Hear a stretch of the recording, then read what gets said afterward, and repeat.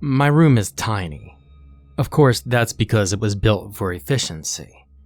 I don't know if you've ever stayed in a dorm room, or even seen one for that matter, but I can tell you after having lived in one for the past 4 years, they're built like stackable sardine containers. My 5-star luxury quality, thousands of dollars per semester, individual dorm room measures in at a whopping 9 by 12 feet. I mean, it's practically a suite in the Hilton. I mean, you're right. Sarcasm doesn't read easily in a diary. Diary. Journal? I'm a 22-year-old grown-ass woman writing in a notebook. It doesn't matter what I call you. You're still a goddamn diary. Goddamn diary. That's what I'll call you. Instead of Dear Diary, I mean. It'll be like my signature thing when the anthropologists of the future find this and examine my precious words for cultural meaning. I'm sorry, I digress. Let's start again, shall we? Goddamn diary. As I was saying, my room is a tiny little shitbox. But that isn't the problem. Not really, anyway. Like I said, I've lived here for 4 years now, and if I'm being honest, it's not the size of my room that's bothering me. It's not really the room at all, actually. It's the space above the closet. The space above the closet, Jesus, how ominous. Well, I mean, I feel crazy even writing this. I sound like some kind of nutcase, but I don't know. I guess I feel like if I write it all down, everything will make sense, and I won't have to worry about it anymore, and I could just burn this stupid notebook, and then I won't have to concern myself with the ruminations about the anthropologists of the future. Or, if I should call you a diary or a journal or a fucking papyrus leaf. Honestly, I just need to write this down because maybe on paper, it'll be sane sounding. I guess I should start from the beginning. Okay, well, right. The space above the closet. Remember how I said my room is roughly 9 feet by 12 feet? Well, it's arranged so that one entire 12-foot long wall is used up by bookshelves and a small desk. And on the opposite wall, there's a single bed. It's actually pretty comfy with the topper on it, honestly. Anyway, the closet is basically just a wooden box that fills the space between the end of the bed and the wall where the door is. All of this is mostly irrelevant, except I can't explain the space above the closet without a clear image of how the room is set up. Now, the closet was built in such a way that it's not quite as tall as the room. As a result, there's a narrow space between the top of the closet and the ceiling. It's wide enough that you could store books there, I guess. Or extra blankets or something, but nothing much more than that. And I never stored things there. It's just never seemed right. I don't know why exactly. Well, now I have an idea. But when I first moved in, I just felt sort of like it was an inappropriate spot to keep my junk. This, of course, is deeply, deeply bizarre, since I'm probably the least tidy person in the entire universe. No empty space is safe from my wrath of my book and DVD hoarding. Regardless, I never felt right putting anything above that closet. My first 3 years in this room passed without an incident. I would live in it for both school semesters, pack up my things in April after exams, go home for the summer, return inevitably to the same exact room because the housing office at my university has zero interest in making things interesting. And school would go on as school does.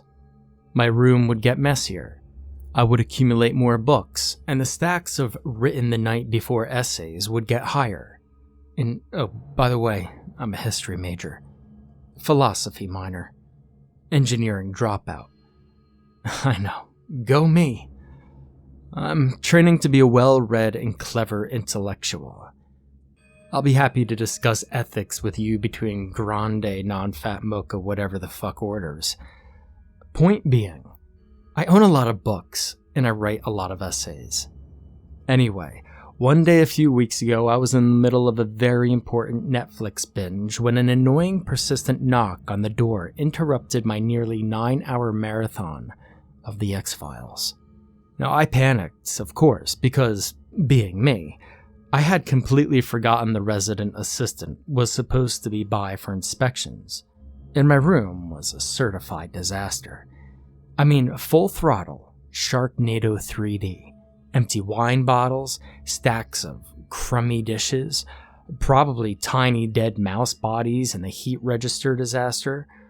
And I mean, cut me some slack because I had also just finished slogging through a backlog of something like 30,000 words worth of essays, and all I wanted to do was eat Nutella toast and lust after Scully's hair color. So sue me.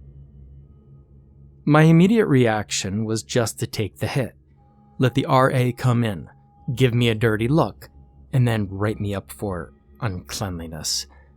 But my deeply buried ancient evolutionary, uterus-owning, homemaker sense must have kicked in.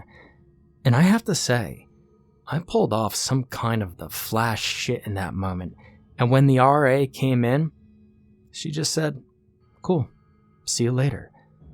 And that was it. No uncleanliness sanctioned for me. But to get back to the point, when I was in the middle of my miracle tidying frenzy, I didn't have time to be worried about the space above my closet and my uneasiness about putting things there. All I knew was that I had a lot of dirty dishes that needed a hiding place, and the closet space was it. So I stacked a couple of bowls and some plates on top of each other, and I shoved them as far toward the wall on top of the closet as my arm would reach, so they weren't visible. All the rest of the clutter, including the nearly empty wine bottles, got spirited away into the drawers under my bed. And that, kids, is how all my socks got purple stains on them. Truth be told, I actually kind of forgot about those dishes on top of the closet for a while. When the RA left, I went straight back to my X-Files binge, and I didn't remember the dishes until the following morning when I woke up. Okay, it was afternoon. Don't judge me. Well, luckily, that same day an urge struck me to tidy my room. Actually, tidy it. Maybe with exams approaching, I felt like a clean room would make for a clean mind. Right. In any case, I wanted a clean room. While I was deciding where to begin, I suddenly remembered the dirty dishes above my closet, and thought that washing them would put me off to a good start. So I climbed on top of my bed, reached all the way back to where I had pushed the stack of dirties, and felt I was confused. I stood on my toes and looked into the crevice. I even got a flashlight and inspected the space, although that was unnecessary because I could see all the way to the wall as it was. I shook my head, perplexed, wondering if I had already cleaned the dishes. Perhaps I picked up a new habit, sleep cleaning. As convenient as that would be, it seemed an unlikely explanation. Sleep cleaning or not, whatever the explanation, the dishes were undoubtedly no longer above the closet. I plunked down on my bed, thoroughly weirded out. Then I looked around my room, wondering if maybe I had already retrieved the dishes and simply forgotten about it. I mean, maybe too much Netflix really does burn holes in the brain. Who knows? But I didn't see the dishes anywhere. I checked my drawers, too, and besides the newly wine-stained socks, no dishes were to be found. I left my room and padded barefoot down the hallway to the little communal kitchen, where I looked through every cupboard, thinking maybe I had imagined the dirty dishes entirely. But none of my personally labeled plates and bowls were around. Oh, by the way, you'd be stupid not to label things at university. That shit just isn't for summer camp. labeling is serious business. Now I meandered back to my room, all the way, quite literally scratching my head at the case of the missing dishes. If I were Mulder, I would have been thrilled about the missing dishes. An X-file in the making. But instead, I was confused. So I did what every good university student does when a problem can't be solved. I decided to take a nap. Of course, as a fourth-year student, I'm required to occasionally appear responsible. As such, I set an alarm on my phone so that I wouldn't sleep any longer than half an hour. Laid down on my bed, took one last, weirded out look at the spot above the closet, and closed my eyes. Only to be woken up by a huge crashing sound 15 minutes later. I jolted awake, smacking my head on the wall beside my bed and frantically looking around for the source of the noise. And in that moment of panic, I swear I saw a quick, shadowy movement above the closet, but that could have been my imagination. What really mattered, though, what really caught my attention, was the pile of broken dishes on the floor beside the foot of my bed. A pile that, for everything in the world, looked just like it was in the right spot to have been shoved from the top of the closet. What's more, though, is that although the 2 bowls and few plates were in shards, they were all impeccably clean. Not a crumb or butter smear or layer of dried milk to be found. Now, I know what you must be wondering. Goddamn diary, how does a person rationalize such an event? Well, let me tell you. As a proud engineering dropout turned art student and certified horror/sci-fi lover, a vague knowledge of dark matter theory combined with philosophical mindset and a propensity for concocting creepy tales does not always a rational person make. Now, luckily, that same combination of characteristics meant I could refrain from spiraling instantly into crippling fear. Now, I thought to myself, okay, so I just experienced some seriously weird physics, anomaly/generally creepy shit, but this is my zone. I totally got this. In fact, my first instinct was to ask myself, what horror movie is this from? And how does it end? Because I was sure I must have just managed to produce some paranormal activity using only the power of my imagination, a la The Apparition, or a la the Philip experiment if you want to go real life on that shit. I mean, if anyone can do it, it must be me. I've seen enough bad Hollywood ghost movies. But I can't deny that I was a little bit freaked out. Now, at some point, my rationality did kick back in. I decided, stupidly, that I must have just somehow not seen the dishes earlier, and they were, like, on the very edge or something, and they just fell off the top of the closet? I ignored the fact that such an explanation made little to no sense, and that it still didn't explain the fact that all the dish shards appeared to be spotless. But that tenuous explanation made just as much sense as me magically creating a creepy, dish-cleaning, top-of-the-closet-dwelling ghost with the power of my mind. And then, my phone alarm went off, and that, of course, startled me. A girl just can't catch a break when dishes are involved. Needless to say, I tracked down a neighbor who owned a broom, cleaned up the pathetic little pile of impeccably clean but irreparably shattered glass, and went back to ignoring the space above the closet. But I had trouble sleeping that night. And the next. And the next. I had trouble sleeping for a week after that incident, because I couldn't stop thinking about the shadowy crevice and the incident with the dishes. So a week and a half after what I now call the dish day, on a sunny Saturday morning when most other 22-year-olds were probably nursing hangovers, I decided to run some experiments on the space above the closet. The first test I did was with a piece of paper.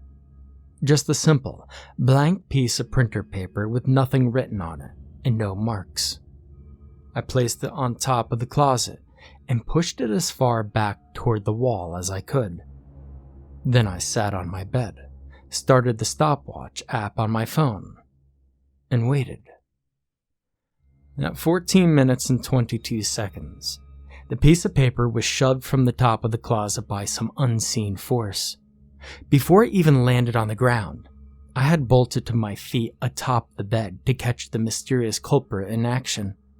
By this point, I was thinking, maybe rats were to blame. Again, unlikely story, but the crevice was empty.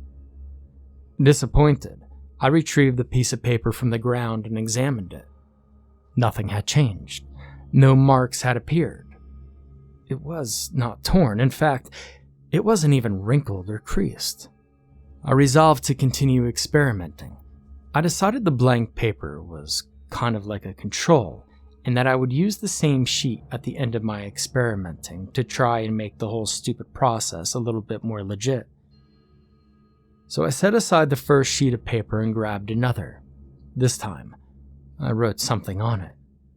Just my name, in large black letters, all caps, across the middle of the page. Ripley. And yes, I am named after Sigourney Weaver's character in Alien. Complaints go to my mother. Once again, I placed the paper on top of the closet as far back as I could reach, started the stopwatch app, and waited. This time, I stayed standing. I stayed standing for 23 minutes and 11 seconds, watching that paper, and it didn't so much as flutter. Exasperated, I flopped down on my bed. 2 seconds later, the paper flew off the top of the closet. I scrambled to retrieve it from the floor, and when I did, I was disappointed to find out that it had not been altered. Not to be discouraged so easily, however, I decided to add something to the writing and try again. Hello, my name is Ripley. Once again, I positioned the paper atop of the closet and started the stopwatch. At exactly 13 minutes, the paper fluttered from the crevice to the ground. It was writing side down when I retrieved it, and I turned it over. My writing was gone. And when I say gone, I mean gone without a trace. I had written my message in permanent marker, and not a single spot was left on the page. Not so much as a faint shadow of lettering. In tiny, neat, penciled freehand, however, on the very bottom of the page, were 2 words. I know. Well, I nearly completely lost my shit. I had no idea what to do. Prior to conducting my little experiment, I had every intention of continuing until I could figure out what was going on with my closet crevice. But those 2 little words freaked me out so much that I simply grabbed my coat and my purse, threw on some shoes, and went for a walk to clear my head. Halfway around the block, I realized I had to go back. I had to dig deeper. And I asked myself, what would Dana Scully do? Well, she would investigate the occurrence as if it were a rationally explainable phenomenon, until something undeniable led her to believe otherwise. But Fox Mulder, well, what would Mulder do? I bet if the X-Files were set in 2015, the first thing Mulder would do would be to Google paranormal phenomenon relating to closets. And so that's what I did. I went immediately home, and all the while deliberately avoiding any glances towards the mysterious closet space. I typed into Chrome, paranormal closet. Some results came up. The first result was a site dedicated to helping people come out of the closet. By comparing the experience of realizing homosexuality to that of experiencing the paranormal. I mean, I've never had to come out of the closet, but the article was pretty convincing. There was also a Reddit thread entitled, "Old Man in My Closet." I didn't click on it. And a few YouTube videos, presumably shoddy attempts at special effects, showing paranormal closet occurrences, but none of them resembled my invisible closet top-dwelling companion, or whatever. After a few more attempts at various internet searches, I just gave up, resolving that I was on my own with this one, and leaning heavily toward the Dana Scully approach. I would explore every option before writing it off as personally experienced X-File phenomenon. I would continue to experiment with the closet space, exchanging letters with the mysterious void. Retrospectively, maybe that wasn't such a good idea. Maybe the Mulder approach would have allowed me to forget about the dish day and those 2 words, "I know." Maybe Mulder would have just been able to chalk it up to a bizarre, fascinating experience and then let it go. Move on. But no, I decided to be Scully. I decided to push it. I grabbed the piece of paper with "I know" written on it and decided to keep it as proof. For everyone else, it would just look like 2 words on a piece of paper, but to me, it was solid evidence of my experience. I didn't want to risk losing it.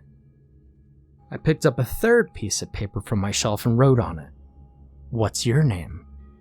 I delivered the paper on top of the closet, sat on my bed, and started the stopwatch.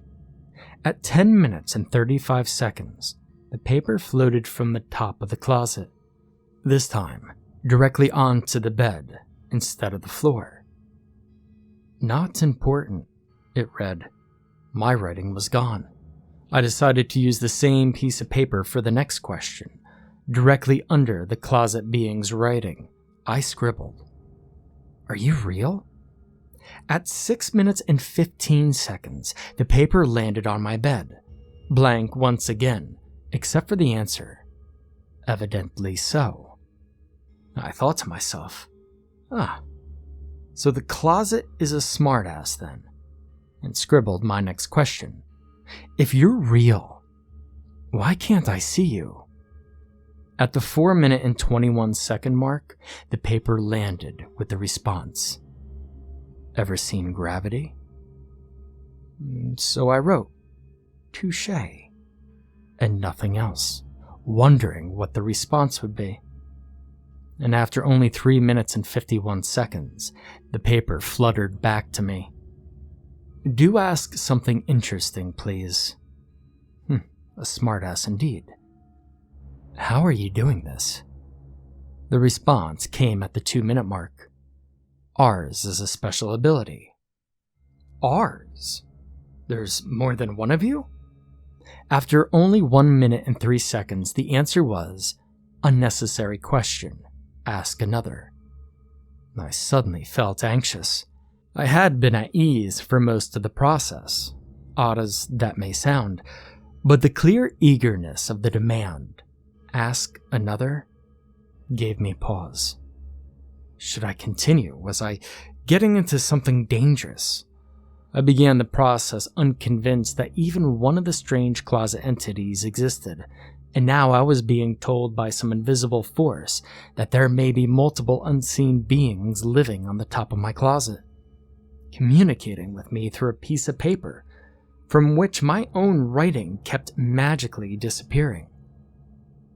I actually felt afraid. But I sent another message. I stupidly sent another message. "Who are you?" And the answer this time was almost instantaneous. I barely had time to start the stopwatch app before the paper floated off the closet and landed before me. What I read there made no sense. It seemed such a bizarre answer to the question. And while I was staring at the page, trying to get my brain to work, I felt a building sense of anxiety creeping from my toes to my ears. A tingling sense of danger building in my spine. Too late. First letter of each sentence. Read the solution aloud, please. I'll tell you who I am if you complete this task. It was the longest sentence the closet had returned. It was also the weirdest. Stupidly, I ignored my sense of mounting panic. Desperate to complete the task and solve the mystery. I am Dana Scully. I am Dana Scully, I kept chanting in my head. First letter of each sentence. Now, I used to love these silly puzzle games. I racked my brain to remember the entire conversation, but after some scribbling, I recalled all of it. Hello, my name is Ripley. I know. What's your name? Not important. Are you real? Evidently so. If you're real, why can't I see you? Ever see gravity? Touché. Do ask something interesting, please. How are you doing this? Ours is a special ability. Ours? There's more than one of you? Unnecessary question, ask another. Who are you? Too late. But when I was finished, I isolated all the first letters and the message didn't make any sense.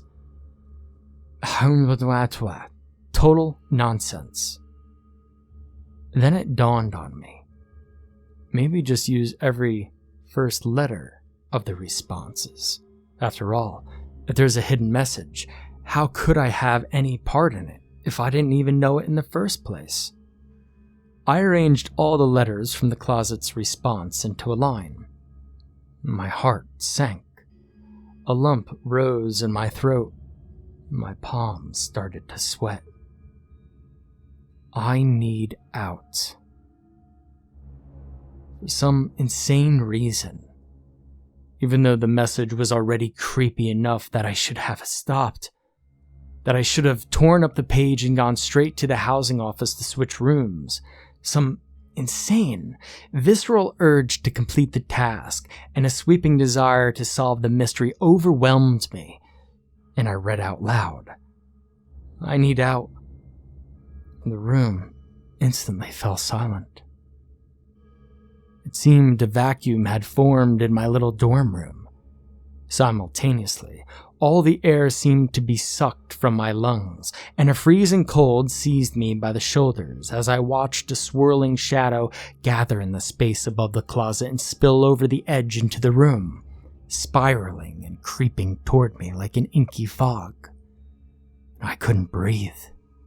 I couldn't move. I couldn't think.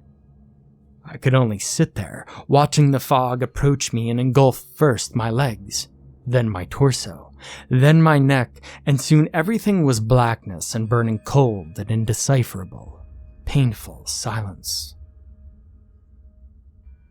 And then I woke up here in this void. Only this little notebook was here when I opened my eyes.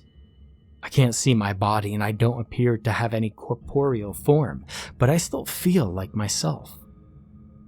And I could somehow write this, and I could somehow see.